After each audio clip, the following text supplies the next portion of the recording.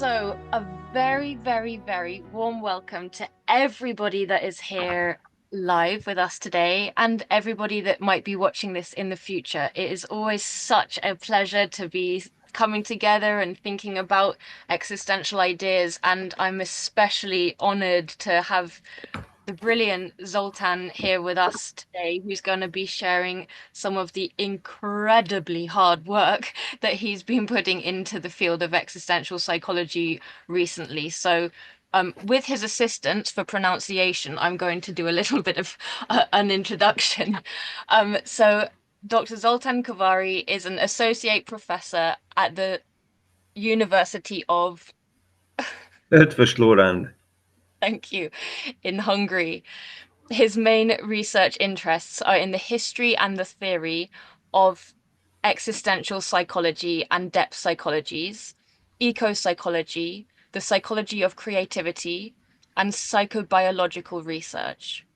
Is an author of more than 70 articles and has edited and co-edited 7 books.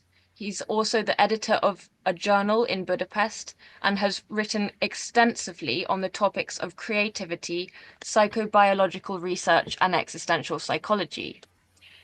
So he wrote the first textbook on the history of existentialism in Hungarian. And in his collaboration with colleagues around the globe, he is dedicated to sharing these philosophies with a wider audience.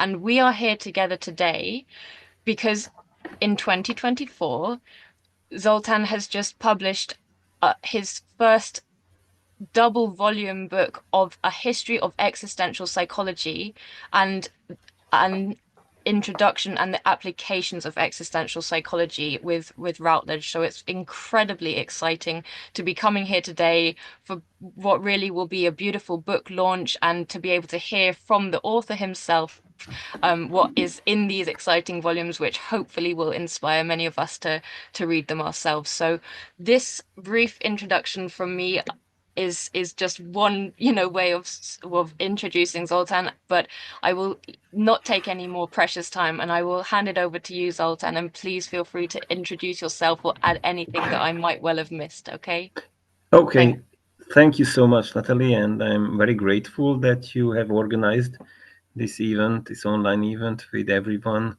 uh, who are here, and I welcome everyone, and it's really amazing that you are interested in my work. And as Natalie mentioned, a few years ago, I have published an 800 pages long book on existential psychology in one volume. So this is the first edition of it in Hungarian. And after that, I decided to translate it into English because first I was discussing it with Routledge, and Professor Emmy van Dorzen helped me to get contact with Routledge. And after that, we have made a decision. It took me 7 months to translate this book into English, and in the last days of 224, the book was published in 2 volumes. This is the paperback version. The first volume is about the history and the schools of existential psychology, and the second volume is about application. And and this is the hardcover version, so you can get any of them if you're interested in. And my plan is that I very briefly I introduce you the structure of the books in order to see that what kind of topics are covered in them. And I just selected some interesting parts of the books that might be exciting for you, which are included in the book. And after that, I have finished it. We can discuss and you can ask some questions and give me some feedbacks and opinions about that. So I think I will start to share a presentation with which we can uh, follow the ideas much easier. So Please tell me if you can see the presentation. Is it okay? That's perfect. Yeah. Okay, so this is the uh, wonderful flyer that was created by Natalie for the event. So, as I mentioned, on the left you can see the first Hungarian edition, which was published in 222. So this is the first edition, and on the right you can see the second edition, which is coming on April. In April, the first volume and the second volume will come in the autumn, and here you can see the paperback versions of the two volumes, the history and the applications. And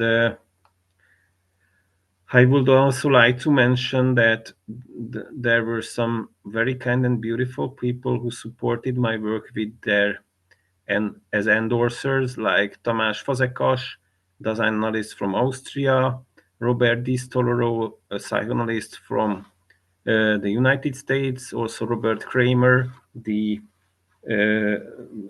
greatest Otto Rank expert of the world from Hungary and the United States, and also the leading persons of the different schools of existential psychology, Alfred Langel, from the logotherapy and existentialist school, Kirk Schneider from the American existential-humanistic school, and Professor Remy van Dorzen from the British existential-phenomenological school. So they supported me as endorsers. Now, let's see that what the first volume contains.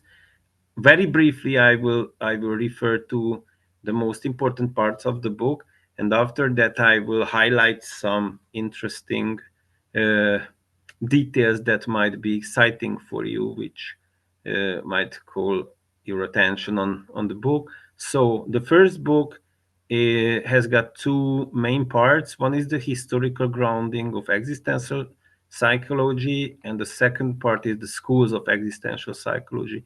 In the historical grounding, there are three major parts: philosophy, literature, and psychology and psychiatry, because I think that existential psychology is some kind of mixture of these three elements. So it's equally as philosophy, literature, and psychology. And in philosophy, we have to make a difference between ontology and epistemology, which are both very important parts of the existential approach.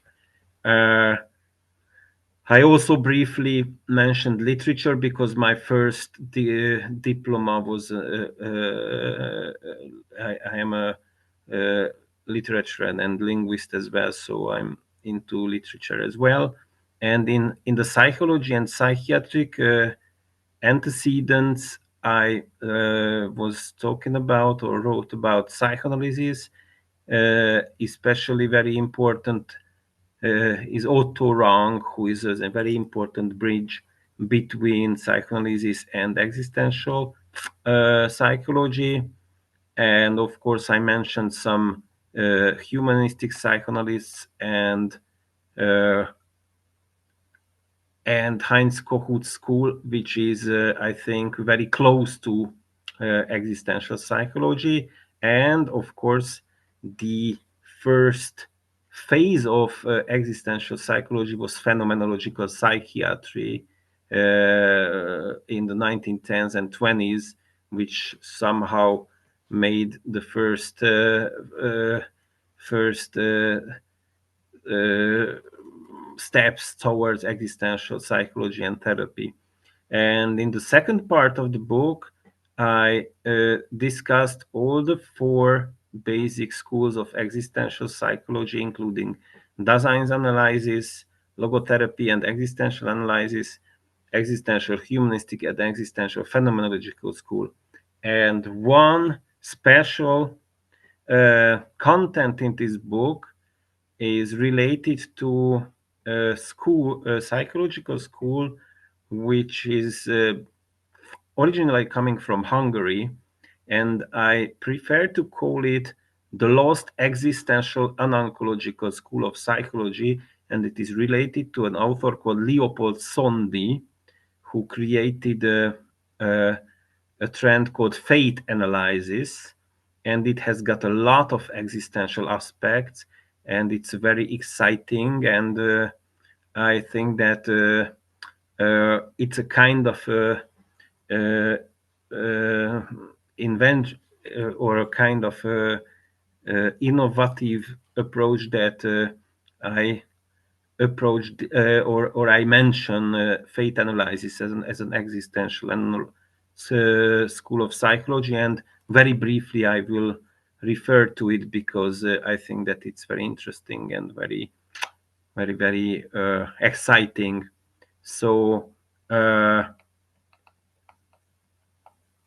there are three subtopics that I thought that I would mention or I would share with you, which might be interesting or a bit unusual or not typical. First thing that I would like to share with you is that, according to my idea, music played or might have played an important role in the formation of existential thought, and I would like to explain it to you how and why. The second one is that how existential psychology is related to romanticism, and it is also related to the actual renaissance of existential psychology, because somehow psychology lost its original roots in romanticism or romantic approach, and uh, I really think that these romantic aspects, to highlight them or to get back to these traditions, are very important in existential psychology, and it's a kind of an important aspect why existential psychology is so much different than other kinds of or other schools of psychology in the world. And as a third topic, I would like to refer to Leopold Sondi's fate analysis as a lost existential psychological school. So, uh, when we are talking about the philosophical roots of existential psychology, most of the time we mention Nietzsche and Kierkegaard, especially Kierkegaard, who introduced some very important concepts like anxiety and choice and other important aspects. And Schopenhauer is not too much often mentioned as an important forerunner of existentialism, although he had a great influence on both Nietzsche and both Kierkegaard. So we can see that he was the grandfather.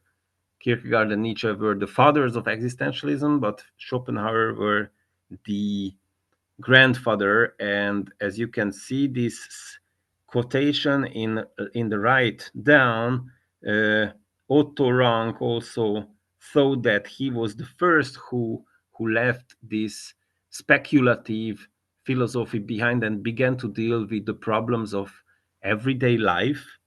So if you know Schopenhauer's philosophy, he laid stress very much on music. So music was a very central aspect of his philosophy, and he thought that it's somehow the music represents the essence of life or the essence of experience. And before I would unfold this idea to you, I would like to get to another chapter of the book, which is about Heinz Kohut, and you will understand soon that why do I think it's important. Heinz Kohut, I think that he was one of the most important modern psychoanalysts whose ideas were very existential and uh, a Serbian German psychoanalyst, Alexander Dmitrievich, wrote an article some 10 years ago in which he claimed that Kohut's ideas about the dynamics of narcissism and self at least partly came from his musical experiences, because Kohut was very much into music. He was coming from Vienna and he was very influenced by modern Vienna music like Alban Berg and Schoenberg and others. And in this book, in this article, Dmitrievich showed that how his deep musical experiences influenced his self experiences and how he drew some conclusions about the dynamics of the self according to these experiences, because music is a kind of musical experience, a kind of regression in the service of our self or ego. And these music inspired self experiences somehow uh, deepening our self knowledge. And Kohut has the talent to transform these musical experiences and insights into intellectual insights and theory. And that's why Dmitrievich said that self psychology was born out of the spirit of the music. And as a psychobiographical researcher myself, I asked the question that was it a unique story? Is it possible that it only happened once, that this kind of important intellectual insights and psychological development was related to musical experiences? And I suppose that it is not. I really think that at the birth of existentialism and psychoanalysis as well, musical experiences of some authors played very important part, and these philosophers were the fathers and the grandfathers of both existentialism and psychoanalysis, because, as Rollo May said, these trends are siblings; they are coming from the same cultural background. So Schopenhauer, Nietzsche, and Kierkegaard all several times cited as the philosophical roots of psychoanalysis, while existentialism also were coming from their works. And what we know about them, they were very strange people. They lived alone. They never had a family or a wife or children, and they were uh, marginalized person and so on and so on. But my main question as a psychobiographer researcher was that where did their extreme wisdom about psychology came from, which helped grounding these important 20th century trends? And I really think that musical experiences, similarly that in the cases of Kohut, played some very important played very important role in this, in their cases too. So as if we take a look at their works, we can find that musical experiences played extremely important role in their intellectual work, especially, for example, in Nietzsche's work, but also in Schopenhauer's work. Kierkegaard is a bit different because he only wrote about music in his first work, Either or, when he was writing about his admiration about Mozart's Don Juan. But we can see that, as similarly than in the case of Kohut, this very deep and very uh, uh, awesome musical experiences somehow lead to self knowledge and self experience which is beyond the average everyday level. And as they were fantastic writers, they had the ability to transform these experiences into psychological insights. And I really think that it really supported the birth of existential and psychoanalytic psychology. In a very special way. So in the book, you can write some more details about this idea, how music influenced the birth of these dynamic psychological schools. Uh, so the spirit of music played very important role in this process, I think so. The second idea in the historical part that I would like to share with you is that existential psychology is a romantic science, which is a bit opposite of regular natural scientific psychology that we are used to in academic uh, mm, context. And there is a book about romantic science written by Martin Halliwell, in which he wrote about these 5 authors that you can see on this slide. And from our point of view, there are 2 important authors: Otto Rank, the creative romantic, and Ludwig Binswanger, the existential romantic. And why they are so important? Because, as Halliwell stressed, that they were the first psychoanalysts who developed psychoanalysis toward existential dimensions. So we can see that they were the first authors who really uh, started to write about human existence in an existential way, as we know it. So Binswanger was the person who founded the very first school of existential psychology called daseinsanalysis. And what we have to know about him, that he was a psychoanalyst. He was the pupil or the student of Jung, and he was a friend of Sigmund Freud.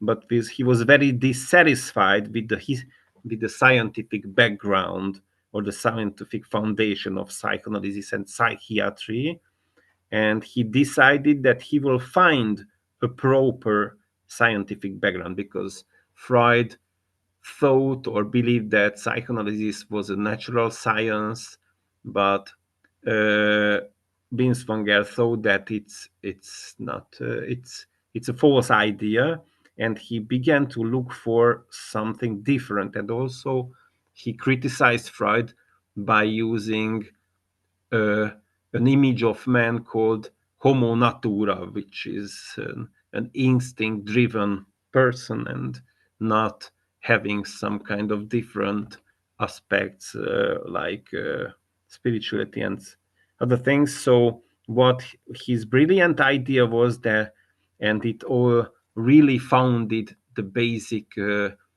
idea of existential approach, is to include Husserl's phenomenology as an epistemological background and Heidegger's fundamental ontology as an ontological or philosophical anthropological background. So he integrated psychoanalysis as a therapeutic method with phenomenology as an epistemological base, and he replaced Freud's Homo natura with the philosophical anthropology that we can read in Heidegger's Being and Time. So this was a very first step towards existential psychology, and it was really coming from a romantic idea, because romantic science, according to Halliwell, is about how can we grab the personal experience of subjectivity or self, and natural science is not about these experiences, and there has to be some other approach. And Binswanger was the first who created this kind of endeavor or approach. Otto Rank influenced more he more influenced not the continental trends, but more the American existential psychological schools. And he had a lot of original ideas. And for example, he introduced the relational aspect into psychotherapy with Sándor Ferenczi. Also, he highlighted or focused on the separation individuation phenomena in his ideas and in his therapy, and also he rearranged or reformed the thought about anxiety, which he related to this separation experiences as life fear and death fear, which means that leaving the safe place of symbiosis is causing life fear, the fear of nothing when we are stepping out of the uh, safety, and we are unconsciously trying to get back to this safe symbiotic condition, but it's causing death fear because it would destroy our individuality if we subordinate ourselves to symbiosis again. And what Rank said, that these are not clinical but ontological or existential fears or anxieties. And in order to overcome these unavoidable anxieties that we have to fight with, uh, this in further separation experiences which are always coming our way in our lives, we the only way to overcome it is creativity.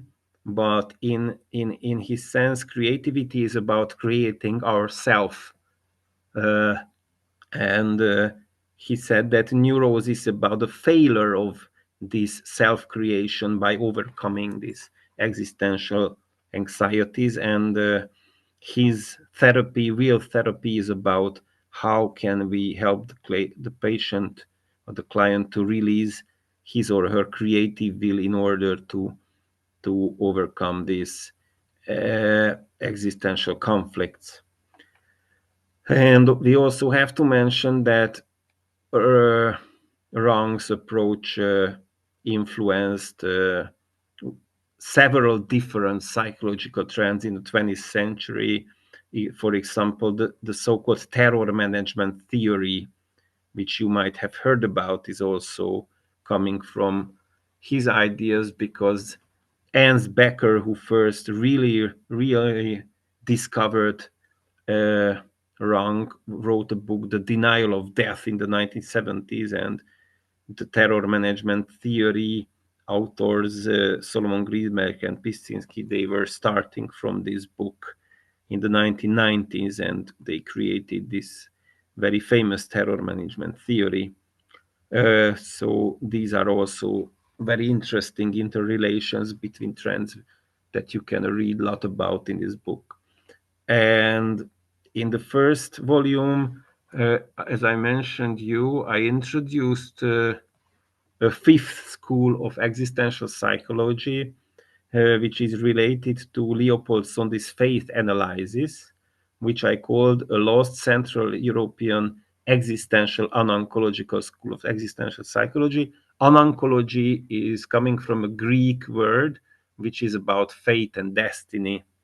And Leopold Szondi was a Hungarian psychiatrist who moved to Switzerland during the Second World War, and he created a very original idea about a very original trend or school that he called fate analysis. And the major concept of this is called the familial unconscious, which he placed between the personal and the collective unconscious. And he said that all these different unconsciouses has different languages, because the personal unconscious is speaking the language of symptoms, the collective unconscious is speaking the language of symbols, and family unconscious is speaking the language of choices, how we choose love object, and how we choose worldview, and how we choose illnesses. And he stressed that these choices are unconscious and they have got some transgenerational roots. So this is also, I think, the ever first manifestation of transgenerational thought in psychology. And these unconscious choices are forming a so-called faithful compulsion or compulsive faith in which we are not ourselves, but we are only repeating the patterns of our family unconscious and our forerunners. And what we have to do is to reflect on these givens and to form our real personal fate in order to become who we are. And this choice, focusing on choice, is a very existential thought related to Kierkegaard, for example, who first highlighted the importance of choice in an individual's life. But there are also some other interesting existential aspects of Sondi's approach. For example, that the whole idea of familial unconscious was coming from to him by reading Dostoevsky, and it's a very interesting story because he was wondering that how was Dostoevsky able to write this deep and astonishing portraits of killers and holy people. And Sondi studied his family tree and found that back to centuries in Dostoevsky's family there were a lot of killers and a lot of holy people, and somehow he supposed that these figures was somehow uh, in Dostoevsky's unconscious, and he projected them into his figures that he formed in his novels. So uh, even the sources of fate analysis is very existential and very interesting. And what is really astonishing that for me that in the second part of his career, when he reformed his ideas and he got closer to philosophy and existentialism, and he cited Heidegger and Husserl and other authors a lot, he created a theory on the self called the Pontifex self, uh, which is about integrating contradictions in the human soul. And it's very, very similar to Kierkegaard's self concept that we can read in Sickness Unto Death. And for years, I couldn't find any signs that Sondi was aware of Kierkegaard because he mentioned a lot of philosophers in his writings, but he never mentioned Kierkegaard. But one of my colleagues, Gabriela Narancsik, finally solved this riddle because when she was in the Sondi Institute a few years ago, he found a notebook in which there was some notes by Sondi, who was reading a book by Walter Nigg, who was a theologian, and he wrote a book, Religious Thinkers, and the Kierkegaard chapter was thoroughly read and noted by Sondi, so he knew Kierkegaard very well from secondary literature, but he never mentioned Kierkegaard's name in order to highlight his originality, as sometimes we can see in the history of intellectual ideas. And also, Sondi created a test. I cannot go into details because it would take a lot of time, but I show you an example of this test. Here you can see that we show these pictures or portraits to the client, and he or she has to choose persons who are sympathetic or antipathetic to him or her, and very interesting conclusions can be drawn from this. But maybe sometimes in the future I can talk to you about this if you're interested in another occasion. So these kind of, I think, interesting and exciting themes and topics can be read in the first volume. But now, as time flies, let's get to the second chapter or the second volume of the book. which is about the application of existential psychology. It also divided into some parts. First, the part one is about the conditio humana, the main themes of existential psychology, including modes of being in the world, anxiety, freedom and responsibility, boundary situations, choices and authenticity, uh, relations, being together or being with, suffering and search for meaning, finitude and death, creativity, and the unconscious God, or our relation to transcendence. In the second part, we can see some fields of application. First is dream, which I think is very important in existential uh, psychology, equally or as in psychoanalysis, or bit more, because, for example, in daseinsanalysis, dreams are even more important than in psychoanalysis. And after that, I discussed the question of psychopathology or pathic existence from the different points of view of the different schools. After that, I take a look at research, and finally, I deal with the questions of therapy and counseling.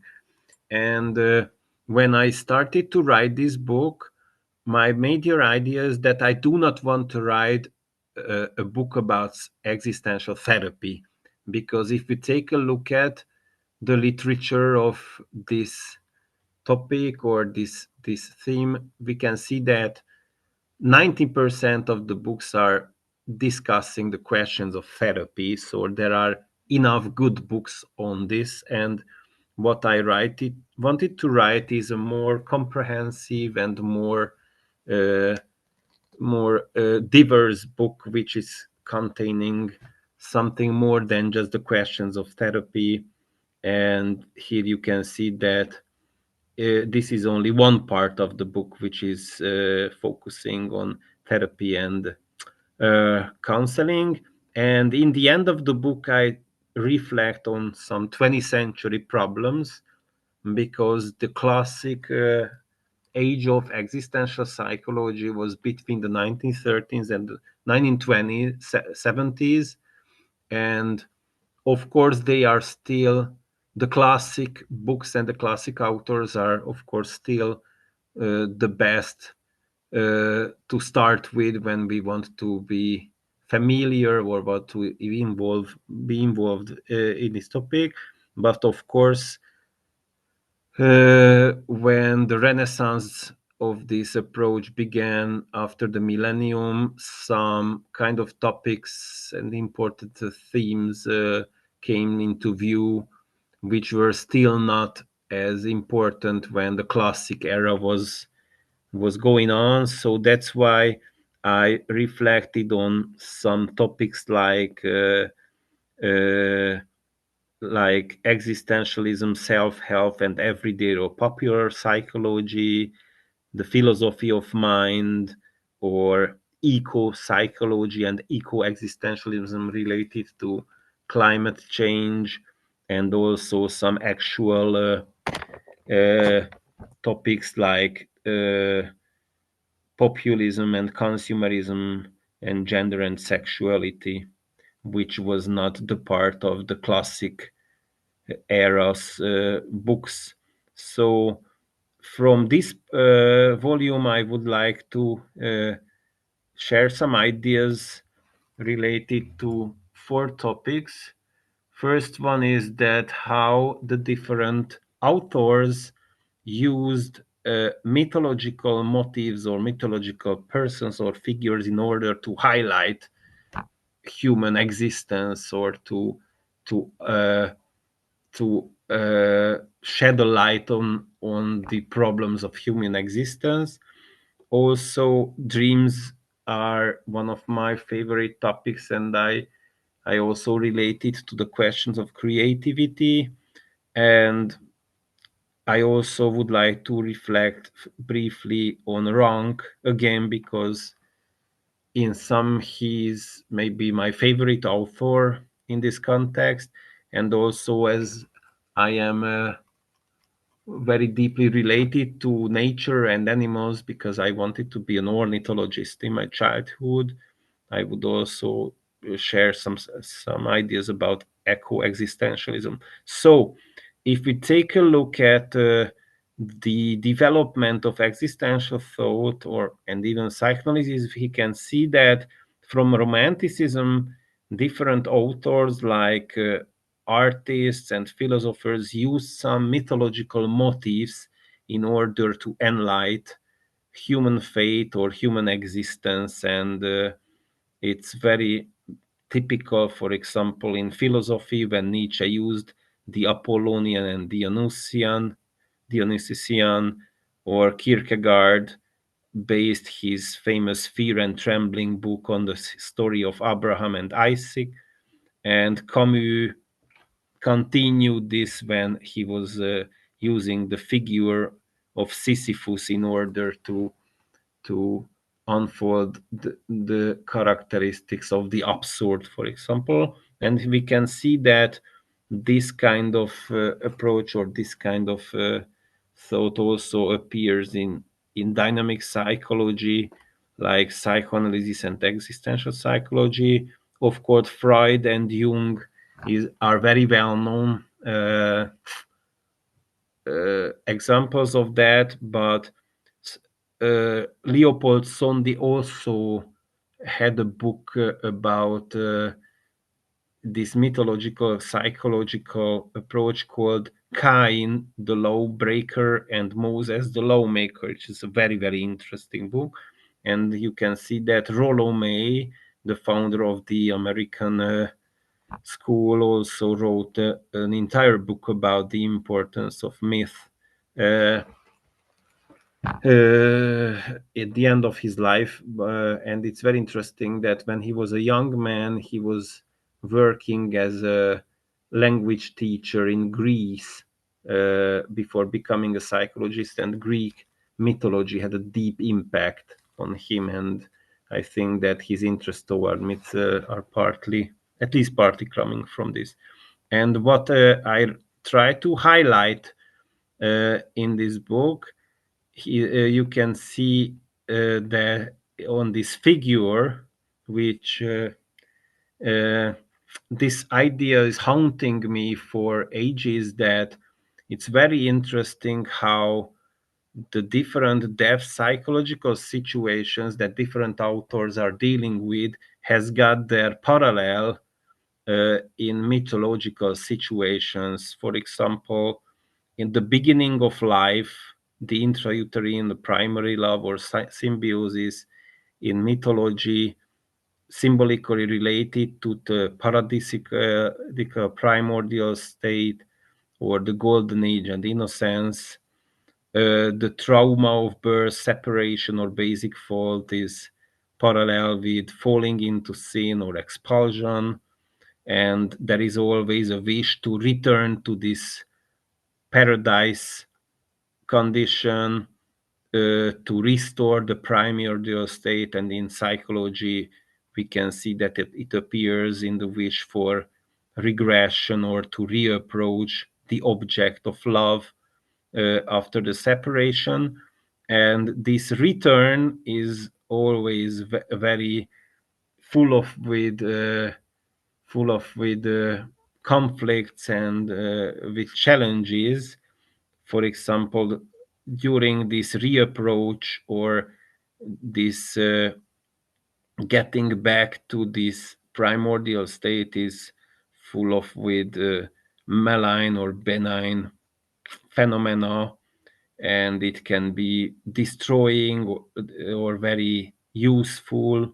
And in mythology, we can see it in symbols like descending into hell or traveling to the other side. And if the story goes on well, the hero will get to a new beginning or fulfill the individuation process. And here you can see that in mythology it is always related to a kind of rebirth, redemption, or experiencing the transcendence. And it's so beautiful how the fate of the individual and the fate of the entire human race are related together in these parallels. And it reminds me of this uh, quotation by Kierkegaard, who said that or who wrote in the concept of anxiety that man is individuum and as such simultaneously himself and the whole race, and in such a way that the whole race participates in the individual and the individual in the whole race. And I think that this mythological and psychological situations are beautifully reflect on each other, and it helps us to gain a deeper insight into human fate. Okay, in dreams and creativity, uh, my favorite or most important idea for me that dreams and creativity are both about transforming experience, uh, which we have or which we uh, get into or suffer from them. And the most important aim of this transformative work is to maintain and develop the integrity of the self, or in other ways to heal ourselves, or to gain a kind of synthesis or a kind of integration in ourselves. And in the process of dreams, Freud called this work dream work. And as an analog of dream work, his follower Ernst Chris called a similar process artwork, when the artist is also somehow transforming experiences into something else in order to express something, or to gain some kind of integration, or to get over some kind of traumas. And what is very interesting for me, that dream work and artwork are not always equally successful. So they can be more or less successful.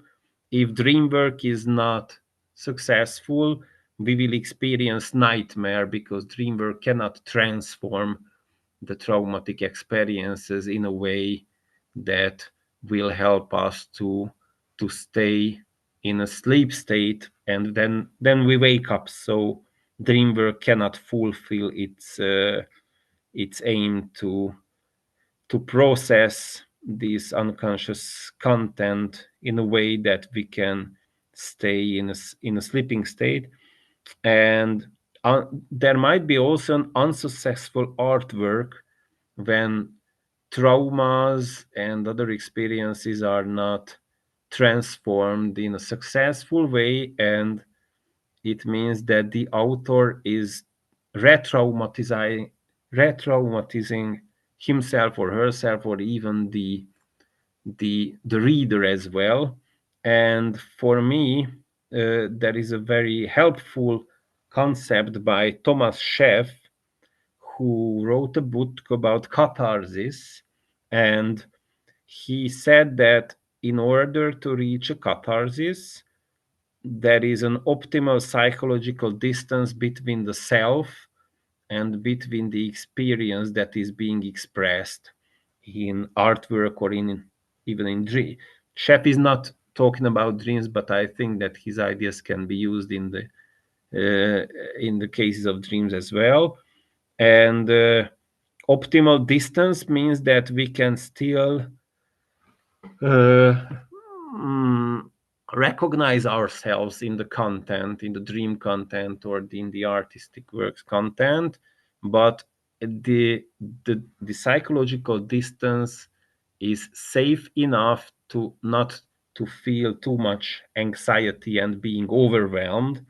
And in unsuccessful dream work, there is something that we call under distancing, and it is causing nightmare, while unsuccessful artwork is also under distancing and does not use enough transformation, and it's showing the trauma in a very raw and in a very untransformed way, and we can see some.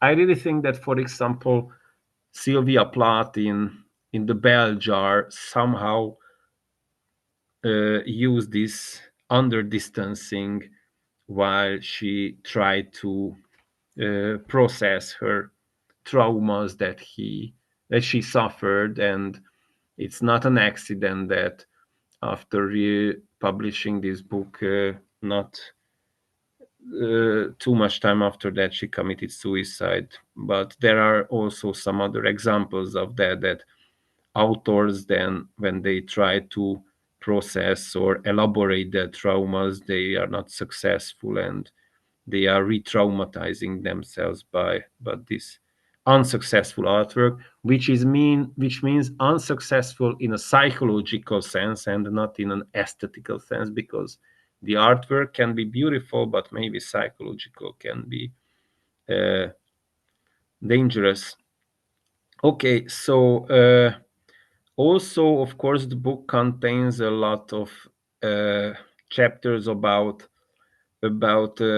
different schools of existential therapy. And what I would highlight or focus on is the work of Otto Rank, because I think that he's a criminally underrated author all over the world, especially when we think about how much important innovation he introduced into psychology. For example, he was one of the first authors who emphasized that in therapy it's the therapeutic relationship which is the most important factor and not the technical aspects. He was also focusing on in the therapeutic process on separation and individuation, because he believed that most of the psychological problems are coming from the fact that a person was born physically, but psychologically he or she is still living in a symbiosis, and not as an autonomous person, which is a condition for mature relationships in the future. And uh, in therapy, one has to get into a close relationship with the therapist, and in the safe place of the therapeutic process, he or she can experience separation in a less traumatic way. And that's why he believed that termination is always very important, because it will foster the process of separation and individuation. And as I mentioned you, he believed that neurosis is the failure of creativity to which help us to overcome these existential conflicts that are related to separation and other existential conflicts. And what is very sympathetic for me, that he believed that it is not it does not depend on the technical aspects. There is not a technical approach which is proper in every case. He said that we have to set up a new theory and a new method for every case, because all of them are different. And he also believed that therapy as a concept is not proper for this process, because therapy is a medical expression, and this process is not similar to any kind of medical interventions. That's why he rather called it the philosophy of helping. So I think that the most important aspects or features of existential therapy, the which is about that existential therapies are always relational. It is always focusing on the client's freedom, and we have to support our authenticity and autonomy and so on and so on, which we can summarize as rather as an attitude and perspective and not a method. I think that these ideas are mostly coming from Rank, who was the first psychoanalyst in the world who was not a doctor, but he was a human scientist. And I really think that his innovations are deeply rooted in his philosophical thought, that he went beyond the medical discourse and the medical thought.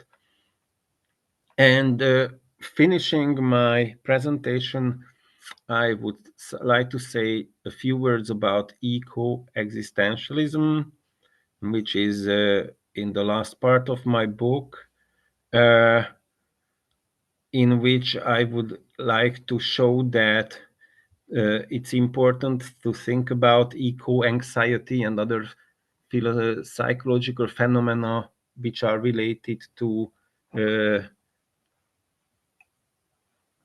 ecological crisis existentially and not clinically, because we have to think about ecological crisis as a total boundary situation.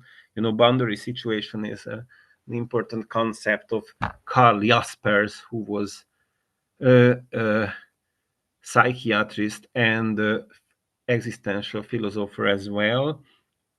And boundary situations are very important because it help us to discover parts of our existence that are there potentially, but we haven't manifested or elaborated them yet.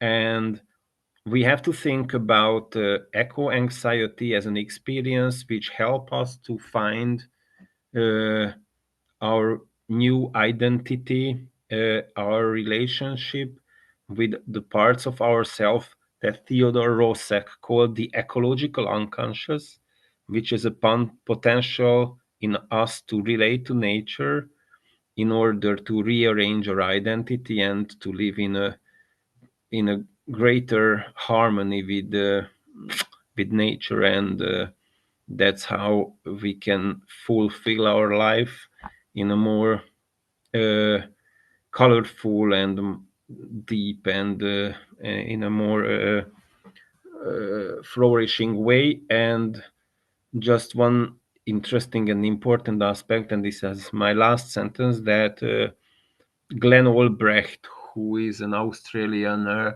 eco-philosopher, he says that there are a spectrum of feelings that appears related to ecological crisis, and he called it the psychotherapeutic syndrome. And he believed that eco anxiety and eco guilt or eco depression and other feelings are forming the negative dimension of this spectrum, while the positive side is what he called biophilia, which is about loving everything that is alive. And we have to be aware of that. This expression is coming from a psychologist called Erich Fromm, who also played a very important role in the history of existential psychology. And there is an entire uh, chapter about him in the first volume of the book. Okay, so I think that I have finished with my presentation now. So I stopped this share and I get back to you. And I give the word back to Natalie. That was so refreshing. This is so refreshing. Thank you, Zoltán, so much. As well as the content of the book, I really hope that people will be inspired by the spirit of these books and the spirit of yourself, which says, okay, yes, there are plenty of ways to understand the existential ideas and the existential philosophers in the kind of typical way. We've read many books which are saying many of the same things. And here you are really representing the ability to just go beyond, tap into what you're passionate about and see how that exists within this. You bridge the different disciplines, you bridge from creativity and science and philosophy, and I hope that this will inspire people to challenge the status quo and to go beyond the boundaries and to explore whatever they might be exploring, whether that's philosophy or not, in their own really unique and creative ways. So thank you so much. I could ramble for a long time, but we are surrounded by many people who I'm sure have plenty to say. So really thank you so much, Zoltán, and I really look I forward to thank you, and anyone my that wants to pleasure. share. Thank you. Just 1 second. Okay, I can only repeat, Natalie, it's amazing. And I would like to congratulate you because I was aware of this book, but not in this depth. And I can't wait to get it. Now I definitely will. And it's just, oh my God, I could listen to it like until tomorrow morning, honestly. It's a nice Thank you so much. pressure a long time ago, but it's just holds so much. It's amazing, and we're so grateful for you to put this together. Can I ask you how long it took all this? And it was how much depth you in this field, and I mean, congratulations what you achieved. I'm so happy. So how long did it take you? Okay, so existentialism was also in my horizon as when I started to read and study as a literature, as philosophy and as psychology, but I started to go deeper into this subject 10 years ago when my father died. And when my father died, until that, I was mostly dealing with psychoanalysis and creativity. This was my main topic. And at the time, I felt that I need something more spiritual, something more philosophical, something more that is dealing with finitude and death and other important topics. So I began to read, but I think that in this book, I put everything that I have learned ever since I was from high school. So when I was asked that how much time did it take to write this book, I said to prepare for it, it was 47 years, and to write it, it was 14 months. So the writing Okay. process was 14 months. I understand what you mean. It takes hope, but to put it together, that's what I mean. I mean, Yes. yeah, it's as I was listening to you, I just realized that it's so colorful, this existential study, and it doesn't get enough attention. For example, next to psychology, when we get education, So I'm very glad you introduced this, because I never realized that. I start to turn towards extensional psychology lately, and that's the field I'm gonna express more. And now you just showed me how colorful it is. I wasn't aware. So thank you for that. I do thank you for your reflection. It's got an answer for lots of things. And yes, I was waiting for Fromm, because from my studies I remember Fromm for some reason. So I was like, where is Fromm? And yeah.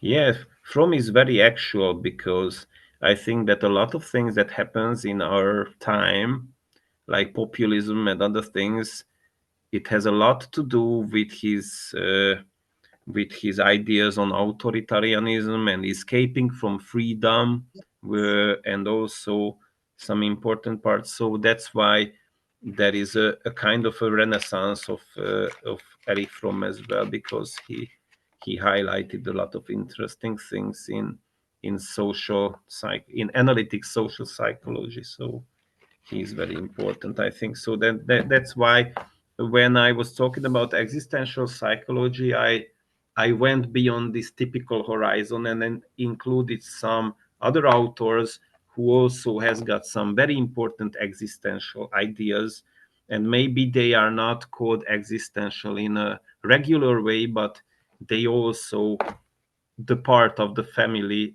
in a wider sense.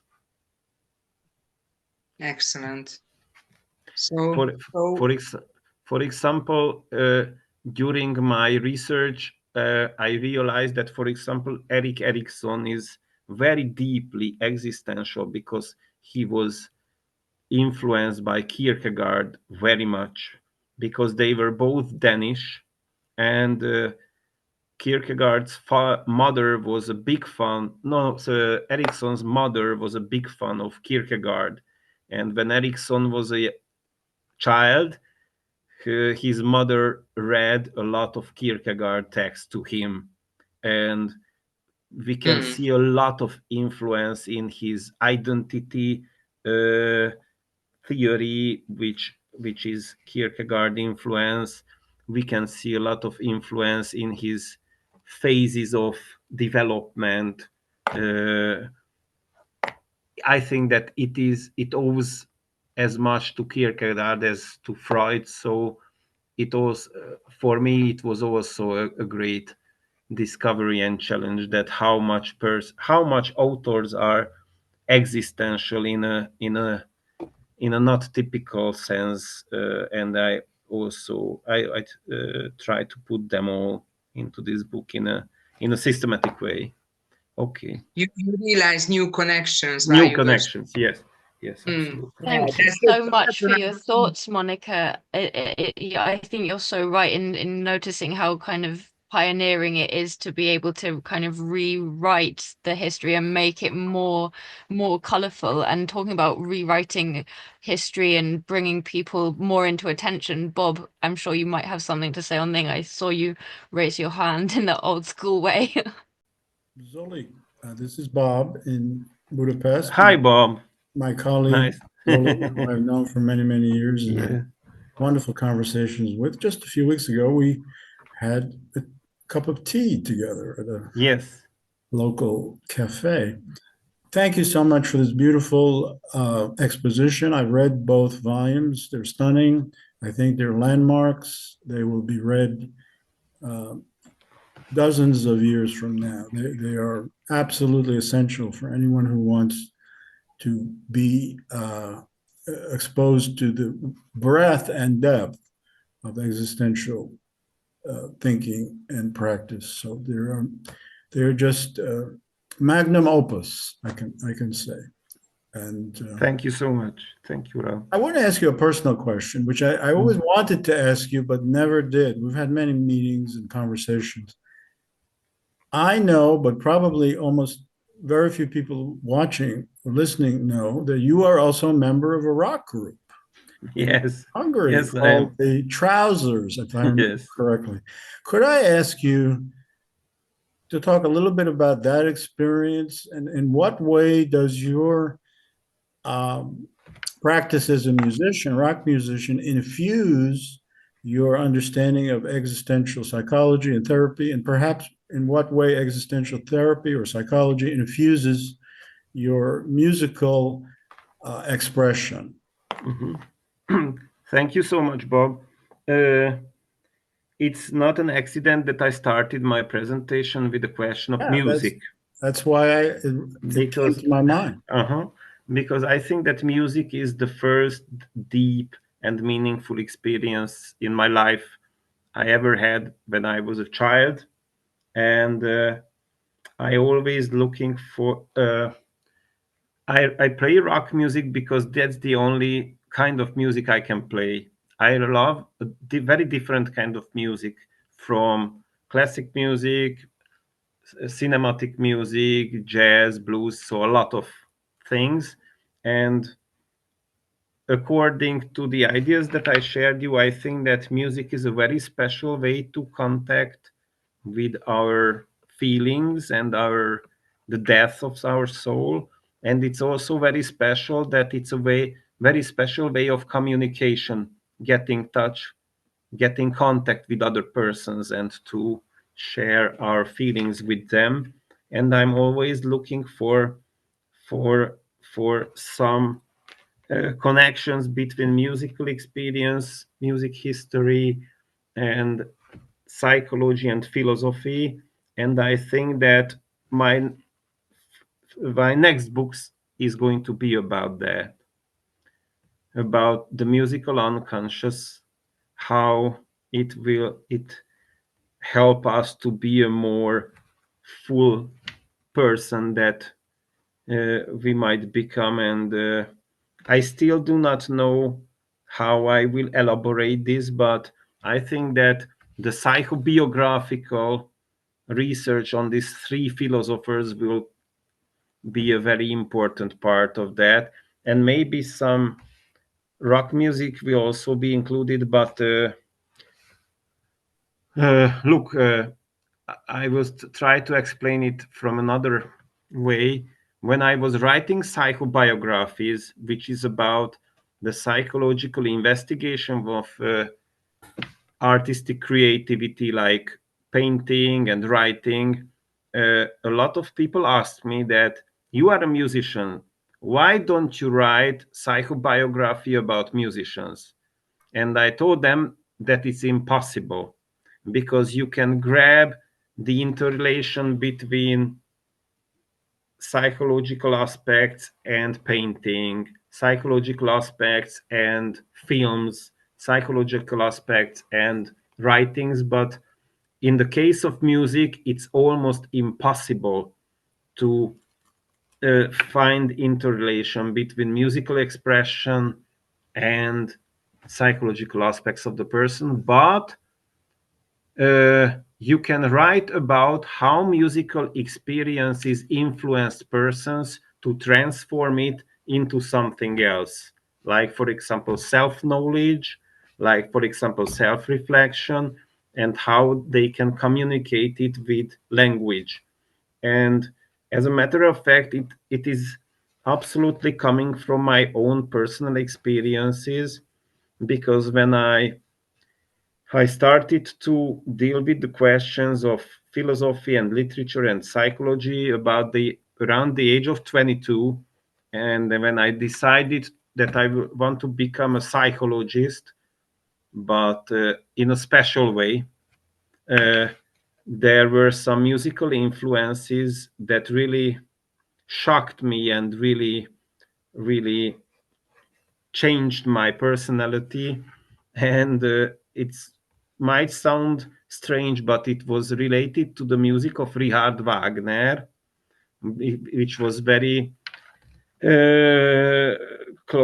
which was very important when I studied the works of Nietzsche and Thomas Mann and others, who were also very deeply influenced by Wagner.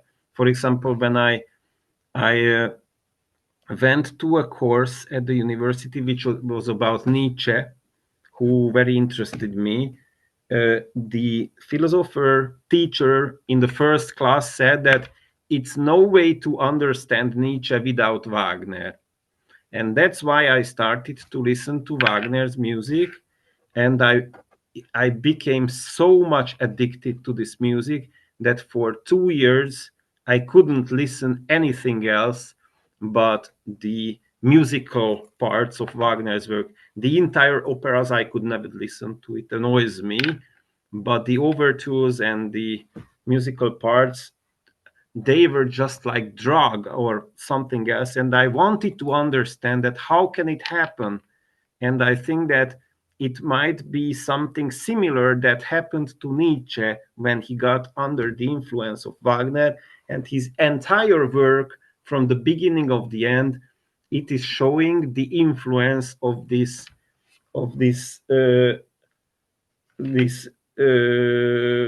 irresistible music, which is fearful at the same time. How can music do this with persons? How can music get so deep inside you that it changes your whole life, your whole thought, your whole personality? So I think that it was a key experience for me at the age of 22. And somehow I would like to put this into a book and try to collect everything that is related to this basic experience of mine. So in the first approach, I can tell you something like this. Thank you so much, Zoltán. I love the answer you gave. Can't wait for the new book. Okay. Thank you. Okay, and Rennie, maybe she was the second one. Renata. Okay. Yes, thank you. I would like to repeat the others that I'm very impressed by your refreshing ideas and the book, and I would like to congratulate for that. And my question is more related to my own work in London. So what existential perspectives or ideas can help us work with difference in the therapy room, especially in the face of the growing political divisions in the world, and the rise of far right ideologies. So how do we, for example, with LGBT communities, or how does a Jewish therapist work with a Muslim client, and with difference in general? It's not too easy to summarize that, because as you might know, existential psychology as an applied psychology is a method without method. So most of the authors are not talking about systematic techniques or methods, but it's a kind of an approach and a kind of an attitude which help us to be more personal in therapeutic relationship, to be open towards discussing very hard and very deep topics like death and finitude and anxiety that is coming from insecurity. So it helps us to go beyond this typical clinical aspect that when a client is coming to the consulting room, we are trying to diagnose him or her with a disorder, and we try to use some kind of techniques in order to get over these problems. So when we are working in an existential way, we are mostly focusing on experiences and how the person can find some deeper meaning and deeper connection between his or her own everyday experiences and the aspects of human existence and human experiences in the world. So it's not too easy to give some kind of